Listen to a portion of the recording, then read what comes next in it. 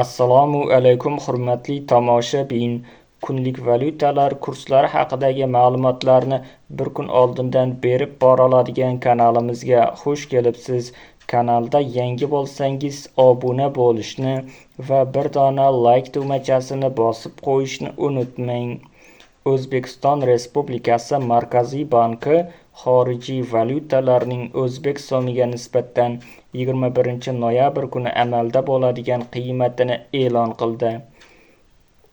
Unga ko'ra, 1 AQSh dollari 11.914.67 bo'lib, 3.74 qimmatladi. 1 yevro kursi 13.735.23 bo'lib, 49.29 arzonladi. 1 Rossiya rubli 148.27 bo'lib, 78 tiyinga qimmatladi.